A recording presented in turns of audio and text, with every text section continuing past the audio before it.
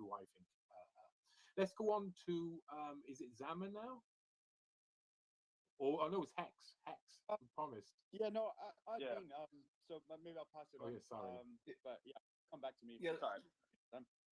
Yeah, let's go to Hex, and then we'll go to Zom. Yeah.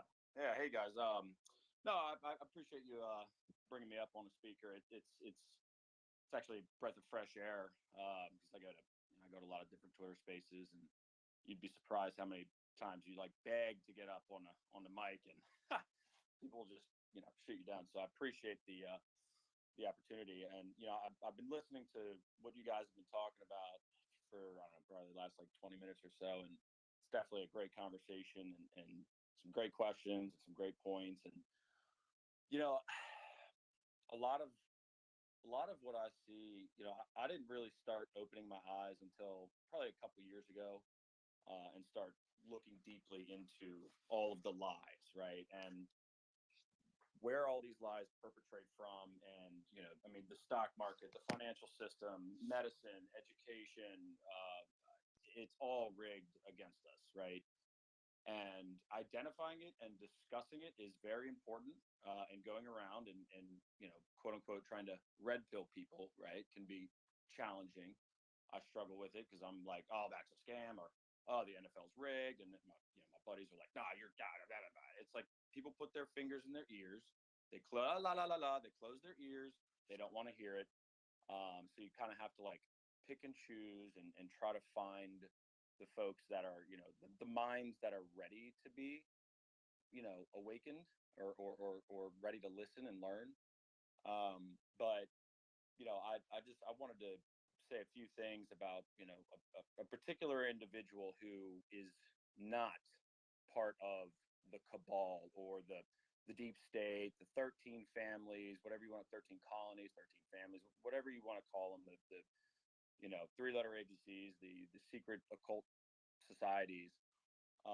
It's a gentleman by the name of Richard Hart, and if y'all are if you'd allow me, I can post a tweet that he just released earlier, literally like not even an hour ago, about what he's doing and his SEC lawsuit and his case in particular, because this guy actually is fighting for our rights, freedom of speech, freedom of movement.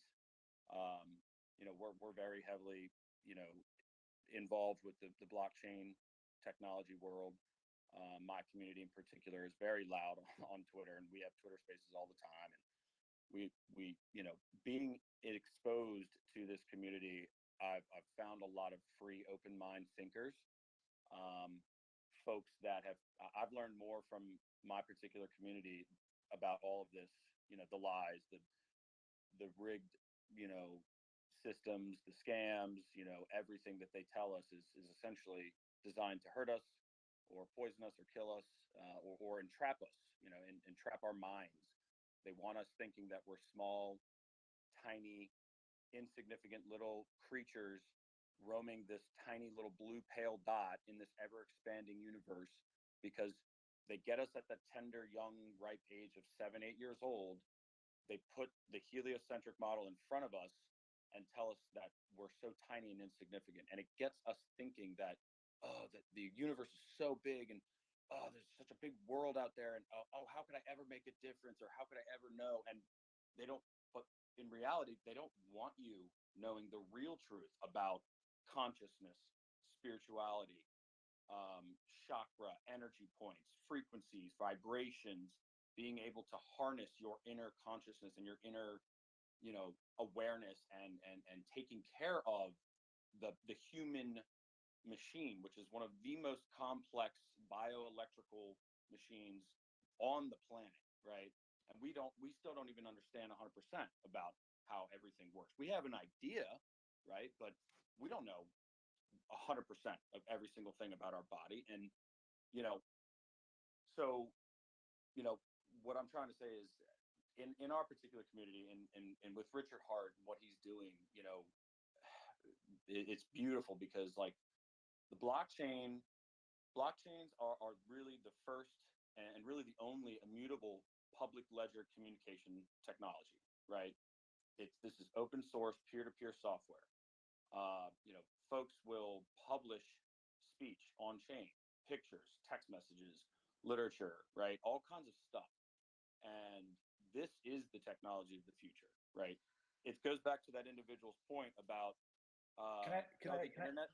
Yeah, yeah. I was going to ask you a question because it seems like you're a technology guy. I see you have the software as a service in the bio and everything. Yeah, What yeah. what's your thoughts on blockchain technology being co-opted? So it seems to me like it's a blessing and a potential curse because everything that's going on there is it's forever, which is a good thing in some ways.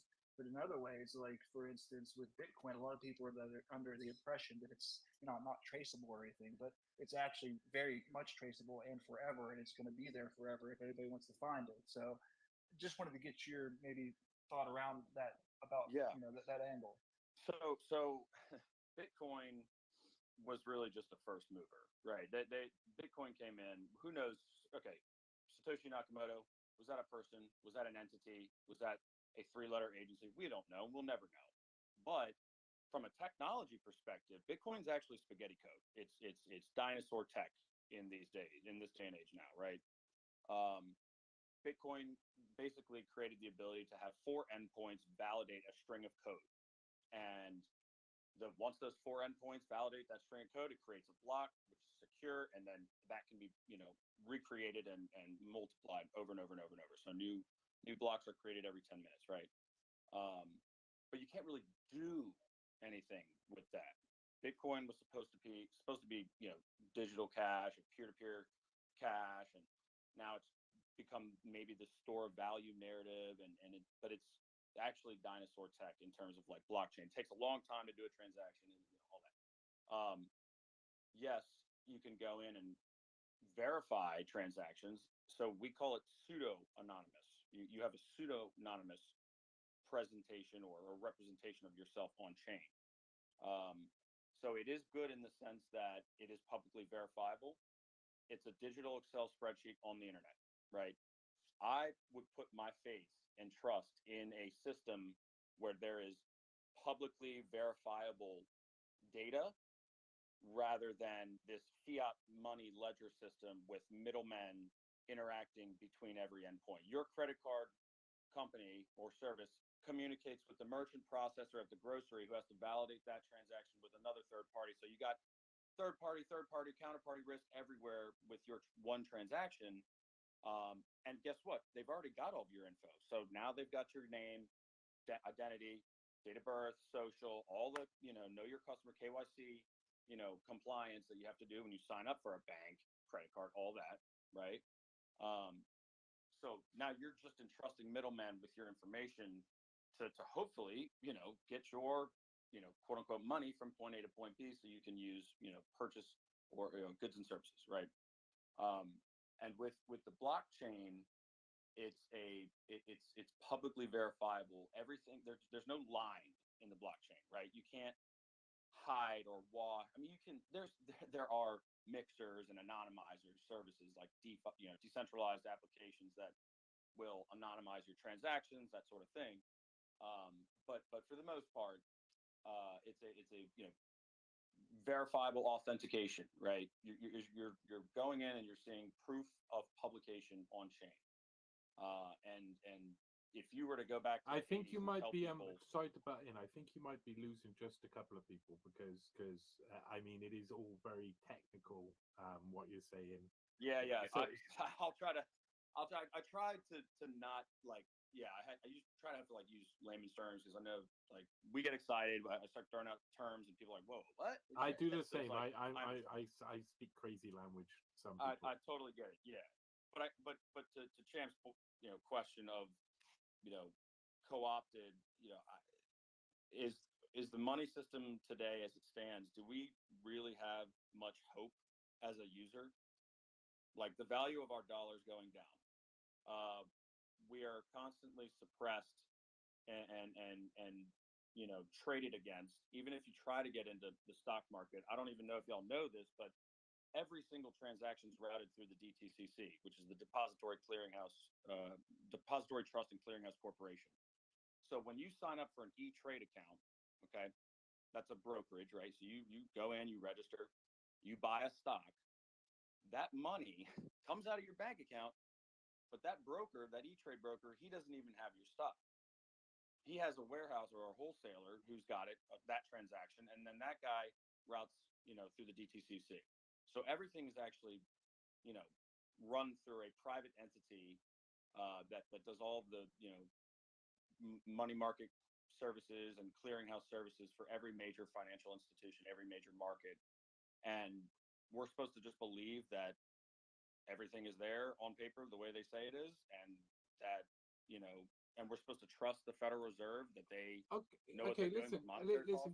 Give me a second, because I speaking now into the crowd, into the listeners, I'm wondering if Joseph Livorno is still in the house, popped in the room, who's the former chief economist for the White House National Economic Council under President Trump. And if he wants to come up to the space, if you are still in the room, if you want to come up to the space and have a conversation about this sort of stuff, it'd be interesting to see what you think the current system looks like and how you think it's going to change in the future. Didn't mean to cut you off there, but I thought that was an interesting one. Though we do have to get on to other people. I dig your point about the security of blockchain. So I dig your point about but I would suggest and fight back a bit to say we need the backup of cash, and we need to keep cash in the system. And it may not look like the Federal Reserve or something like this, but we need a system where we are able to deal with each other outside a system we have not maybe voted for or we don't agree with. I think that also comes up digitally, but we need a backup too. I think that's what the argument a lot of people here would make. So who's next? Josh? Thanks for speaking though. We got Zama, and then I'm going to go over to Conrad, and then we'll hit up Falkers. Okay, keep a lookout. If Joseph Livorno wants to come up and have a conversation, we'll be really happy to hear, and we'll be really friendly, honest. Definitely. Yeah, hi guys, thanks. I had so much in mind to talk about a bit before, but I did want to push back a little bit on what Mr. Hex was saying, because I do not think that, I think Bitcoin is a fascinating topic that deserves a whole space on its own, and there's plenty of that in Twitter to look up, and other spaces that perhaps would be more adept with it. But it is not by any means dinosaur tech. It is the first digital cash that we really have in terms of an autonomous system and a decentralized one. And I think one that still will have a very important role to play in an alternative monetary world for the future.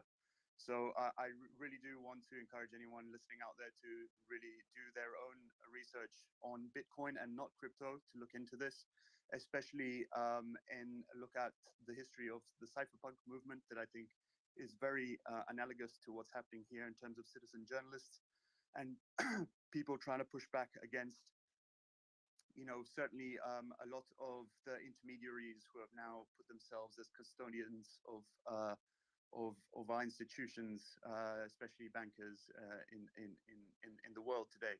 And the history really does go back to the 2008 financial crisis.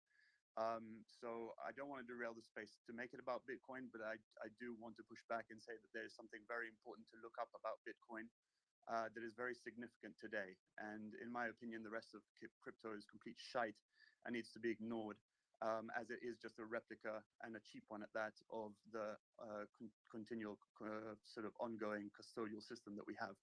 So anyway, that aside, sorry, I had to get that off my chest, because that's something that I do think about quite a lot. Anyway, I wanted to sort of touch on something that Malu was talking about just before.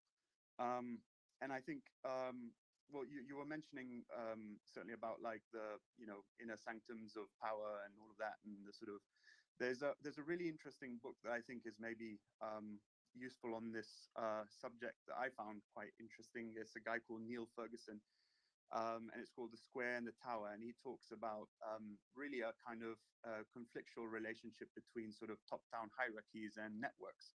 And I think it's something that's very pertinent to our world today when we try and look into the sort of inner sanctums and structures of power that are controlling and that are more and more sort of in charge of our sort of especially digital world today.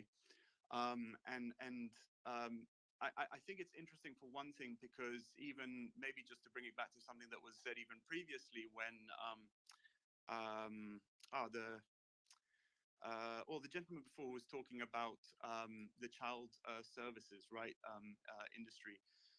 There's often a lot of talk about, right, the deep state, and I think this word gets, or the phrase gets sort of thrown around, and I think misunderstood quite often, because we sort of understand it as this sort of homogeneous type of entity, right? And bureaucrats being these sort of eternal civil servants who are sitting there sort of overpaid and getting fat on everybody's taxes and that sort of stuff.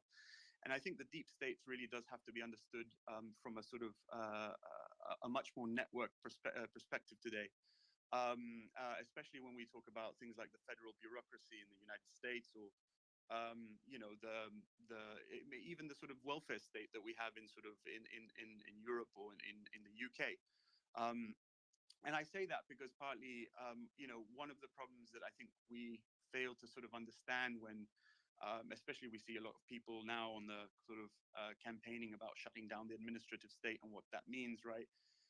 The reality of, I think, the state today, I think it's important to sort of understand how it really is, rather than a sort of these sort of federal bureaucracies that are growing out of control. They really are. It's really a contractual state, right? A lot of it is about how um, um, essentially a lot of services are getting outsourced, and a lot of things that once upon a time were done by federal agencies, let's call it one way, in the United States, you know, do get outsourced to sort of private companies and to non-profits. And so, you know, the number of people who are getting paid from the U.S. Treasury, for example, to work for private businesses and nonprofits, I think it's more than 3 times or something than the entire payroll of people who are actually on the federal civilian workforce. So it's something to really keep in mind, I think, when we talk about these things. And I say that because I think that the real deep state is something more akin to you know, these contractual private and often obscure businesses or non-profits and groupings that that they're the ones that are sucking up all the money, really, whether it's from Medicare or missiles. And I think when we are trying to investigate or understand how power works within our governments today, whether it's within three-letter agencies or otherwise, I think it's very important, especially of anyone who's interested in following the money, to look at really going beyond this sort of idea of just the bureaucracy, right? You know, we have people on on the campaign trails saying, we're going to shut down the FBI and we're going to shut down this agency and that agency. And I will posit to them that behind those agencies are a lot of private companies that no one's heard of, that deserve being brought into light, because those are the ones that get paid. Ultimately, they are the contractual, real deep state, they are the revolving door of government.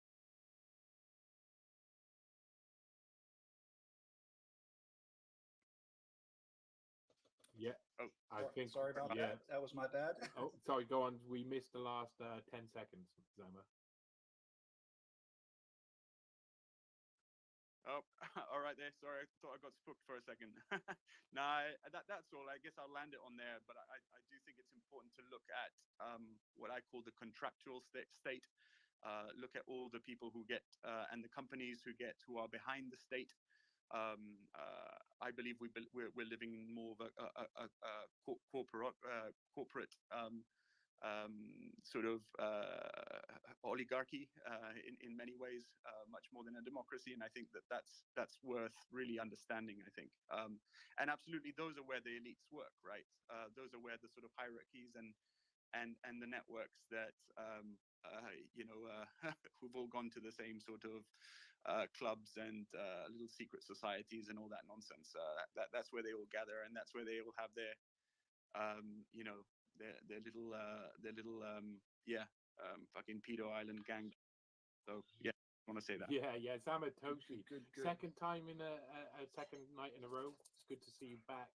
And I wanted to just say there, for people who were listening, he said Neil Ferguson. He wasn't referring to the Welcome, the Welcome Trust linked evil graph making, model making Neil Ferguson. He's talking about, I think, I, I, oh, go on. I was just going to ask because for me, Neil Ferguson is the man who overestimated a tremendous amount the COVID Yes, potential. I listen. We're gonna have to do a different space Oh, about that's that. interesting. I I not aware. Of that. you want to Yeah, well, you want to read I've only read one book.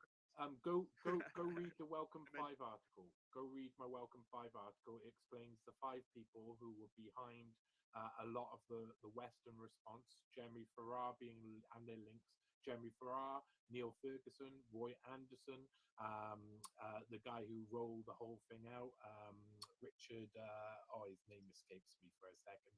And of course, Edward C. Holmes. Those 5 are all linked together. So, certain things have just happened in the first few days of this year. And again, I'm not trying to scare anybody, but there will be reactions for what just happened in the last few days. Yeah. But then you end up, we're often looking at these things from a legal perspective. And in legal perspectives, you have to have concrete evidence and psychospiritual attack. I know that. I realize they're, but I want to say something. I don't mean to interrupt you, but they're very clever. They have ways of making a victim's life, or someone who pisses them off. See, some people just are gifted. I would say though, yes, like I would the say British, some people though do that. not many. Some people anyway. They're just nasty people. Right. Well, without naming any further names, because I would never name the people who helped me because they are very smart and they're also more than gifted. But let's just say that, and they're also credible. They're also prestigious, good people. But basically, the U.S. doesn't really understand that. I'm going to defer to Ted Gunderson. If you take all the macrocosm out and go back to him talking about the targeted individuals, plus, and it's so fucking horrifying that it sounds like, oh my God, I cannot believe this. But the more information I found, the more, because they can hire PD to chase you. They can hire people to misdiagnose you. They can gaslight. It's worse than gas. They can have fake names in hospitals like Dole Shaw University, Shaw in DC, Dole, Senator Dole. They can do things to make your life a nightmare within your community by bribing people. That's where you it interested happens. me. Yeah, wait, hold on. Let me interrupt you. That's where you, because we got to speak with other people as well. But that's where you interested me when you talked about Ted Gunderson. He's one of the one who seeded satanic panic, and it's something that in the research community we tend to call it satanic panic. And I've actually documented it in the Black Hand series, where a guy called Horace Dippin, who was a professional fraudster, made up a load of like satanic history, and who actually was the one who first invented the satanic the man in the mask parties, and seeded that with a lot of other people as well. Seeded like this narrative of Satanism. But you've got to understand that it's almost indistinguishable if everybody believes it. If you when the other person's speaking, if you could mute your speaker, because otherwise I can hear myself echoing. So bottom left hand corner. Yeah, cool. These people, the satanic panic sort of group, the ones who were trying to make people think that everything was Satanism, were all intelligence linked, and they were all doing it in to create something that basically became almost real. If people believe it, then it becomes almost like they can do the actions, and then there's evidence there to back it up. So, well, by saying that they were seeded, like by people like Gunderson, remember you can't in at least in the sort of my area, you can't use someone who's like been the head of the FBI or been like a head of a department in the FBI as evidence of good things, because usually you can't trust them. Usually they lie to people, and he was involved in loads of stuff. I mean, JFK was Thanks for having this space and give me a chance to ask some questions here. Always been interested in conspiracy theories and stuff, but usually when I was younger, and I would look into it and I think, okay, the Rothschild, they own the Federal Reserve and whatnot. I went down that line, and then I just kind of dismissed it because it didn't make too much sense. And kind of just thinking about just geopolitics and how the world works and stuff, it always seemed rather chaotic, why we're always at war in the Middle East and whatnot. But with the Epstein document revelation,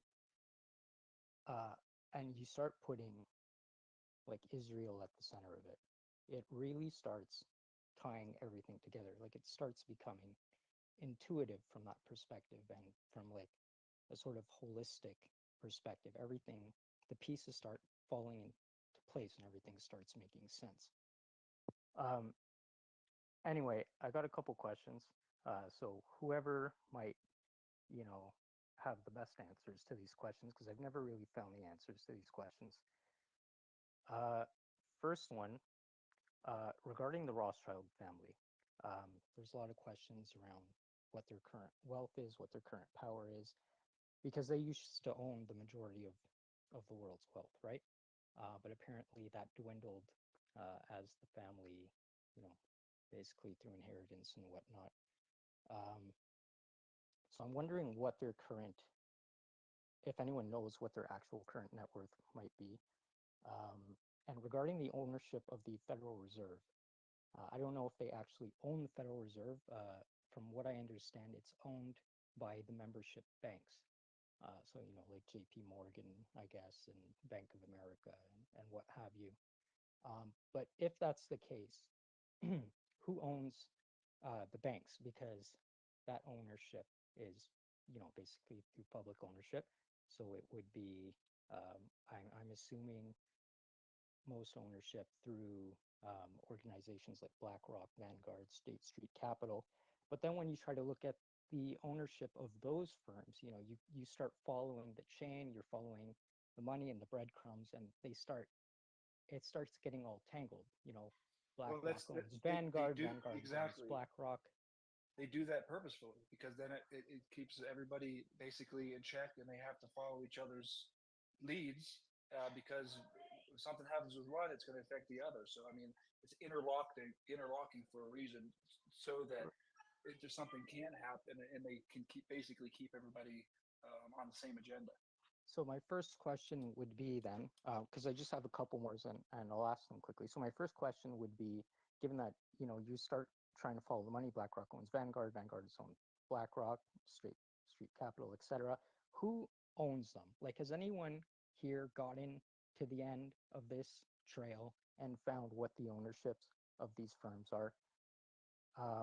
Second question, um, is Israel and Jewry, do you think, are they the orchestrators of the World Economic Forum and behind the opening of borders in all Western nations that we can see? Because it's all happening at the same time, right? I think the United States is the worst example. Actually, no, because Europe's really bad too. But even in Canada, I mean, they're bordered by the oceans in the U.S., so they're relatively safe, but they're still having, they're trying to bring in legal immigration at a number of 500,000 people per year now. So it's just everywhere. So is Israel and World Jewry behind that? And last question, this one's kind of a tacky one and might be stupid. The little symbol, the Eye of Providence, the seal of the United States. Uh, it's a pyramid, right? You got the eye on top of the pyramid. So the United States really has no association with the pyramid, but it's clearly a pyramid. Um, so, I thought, well, there is one group of people who do have an association with the pyramids of Egypt, uh, the Exodus. So that, I mean, that was designed by Charles, the Great Seal was designed by Charles Thompson in 1782. Does anyone have any idea how the Pyramid of Egypt got its way onto the Great Seal of the United States? I can, And yeah. yeah, those are my questions. Those would have been really ropey questions a while ago, eh? No one would want to answer those ones because you wouldn't find anybody to answer them. If you ask that question on BBC or ABC News, you're not going to get the same response. I had to have a check at the moment. And that's all good too. But while we're doing it here, let's see. I want to get somebody we haven't heard. Zionist organization that did not exist, to come from many different sides, and the pyramid I would say the pyramid's one of the oldest symbols around. So I would think that we've always, as humans, come to see a very limited amount of like dimension of the pyramid, and we can see the top as a representative of the pinnacle of power. And I think it would probably be the same. It would be something that just comes out of cultures here and there throughout society, but not to take away Israel's actual involvement in creating what is essentially a new world order, now becoming a technocratic world order. They're instrumental in all of this. Instrumental. Josh, do you know who's next? Okay, thanks, man. Hey man, Yes, no, yes, that's yes. thank Let's you see. for your question. Yeah, good questions and good answer, Johnny. Let's go to Kelly, and then we're going to get to we're going to circle back to Rachel, and then if anybody else wants to speak, just get your hand up or request. So go ahead, Kelly. Welcome. Hey guys, thanks for the space. A couple of things. So Green Rock and whoever else might be interested, there's a book called The Creature from Jekyll Island, and it talks about how the Federal Reserve was formed. To be honest, I haven't read the whole book.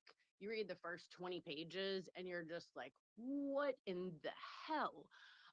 So I recommend that book for anyone who might be interested in going down some rabbit holes. Not like we don't have a million to go down right now with everything that's going on. And it's crazy. I mean, so thanks for the space. Respectfully, I do ask the host and co-host to remove the shill post that Hex has out of every type of link that we could put into this space. This guy Yeah, says that he okay, shills okay. Hex. I agree with that for sure. I agree. I agree that we should probably be in control of our own nest there, and we should probably have something that we do up there. Yeah, I mean, You know, honestly, I'm actually an idiot. I don't even know how to put something in that nest. So if anybody Yeah, wants to same tell me, here. Because Hex managed to work it out, but we don't know. maybe Hex can provide me with some insight on that one. oh, please don't take advice from ones who's shilling Hex.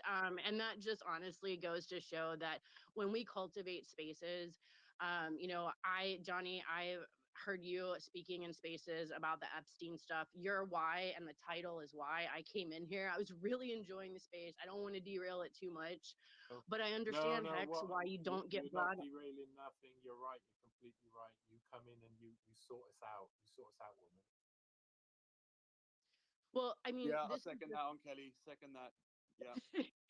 I mean, this is just, I want to show, like, Twitter, I don't speak a lot. I was on Clubhouse, and I mean, man, like the shills that go on. I thought they were bad on Clubhouse. They're even worse here.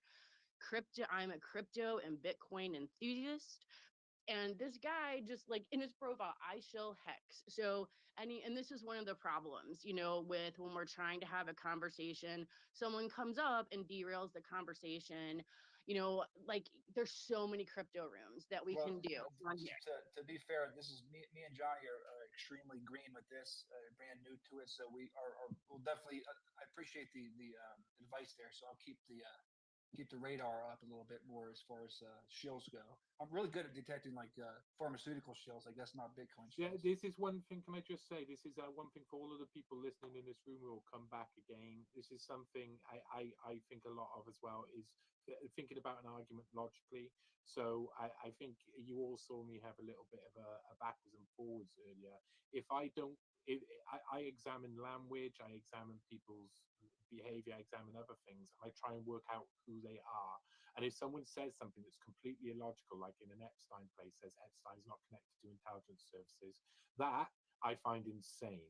That is off them. It doesn't make any sense and it's illogical. And if you're in a room like this and you don't think Epstein had any intelligence links, then you really need to say, okay, I'm willing to listen to everybody else and think, oh, there might be intelligence links there. So I do know that, even though that she might not have meant that and I might be wrong, and that situation was just a conversation that went off, I am really aware as soon as someone uses an illogical argument, I will say the logic behind it. So that's just for everybody. Kelly, sorry to interrupt. Oh no, it's your space. But this is what is so important because we're here having conversations about things that people don't talk about in the mainstream, right? We're here, at least I am, right, to share information, to really drill down and have facts and sources. And it is so hard to figure out what is true. I mean, seriously, I question everything. And if you don't question everything, please do, because things can come out, and it's a shit show out here, guys. And I mean, I had my hand up for over 25 minutes. No offense, it was a great conversation. I did put in the thing, I was like, dude, this guy's shilling. It's just, this is how people derail and infiltrate the good. I have this saying that's called people infiltrate the goodness, right? And you guys have a good space. So I don't mean to be the shill police, but at the same time, hey, we got to look out for each God, other. the And at shill the end of the police are my day, favorite type of police. There's no one better. it's just unfortunately, and again, thank everybody for this. And I'll drop down after I say this last comment. Like, I've been in social audio like for going on 3 years, and it's awesome. And that was over on Clubhouse. The things I I honestly think that Clubhouse is a freaking psyop. Like, no joke, I do think it is, because you see people that have like minds, right? And then you have someone that starts coming around. And then here's the one thing, and sorry, I know I'm long-winded, but I've had people that will come into a group, and then they'll kind of, make headway into a group of like-minded people, maybe for a little bit, and then they'll bring somebody else in, and this stuff happens, guys. And so just be really careful. I'll call people out, like you guys can see. But enough about that. Thanks for bringing me up, and thanks for letting me vent. Thanks for the comments, Gil. Yeah, come back. And, Yeah. Thanks for being the show police for us. We can use that. Yeah, I'll just jump in just also to second Kelly, because I've also I've been around the Clubhouse world and seen how that went completely down the drain. But absolutely, it's so important to be able to sort of pick out those there's so much derailment and deflection and shilling that goes on that I spoke after him, and with respect to your space, I didn't want to sort of throw a massive spanner in the works, because that can be a whole nother conversation. I'm a big Bitcoin advocate, and I'll talk about it all day and all night, but I know the space is not about that. But I'm very wary of, you'll never find me here sort of, selling anyone anything, or telling anyone any financial advice or any of that nonsense. So Okay, that's a good yeah. rule. It's a good rule to have. If anybody tries to shill any NFT or crypto in here, then you're going to get in trouble with the hosts, and we should both have a bit of a veto on that. I think we need to watch Rachel. ourselves. Yeah, go on. I think we need to keep Kelly. Forever. Yep. In every part of my life. You could tell me the shills in normal life too. I'll just carry my phone around with me and show you people and say, is this the one?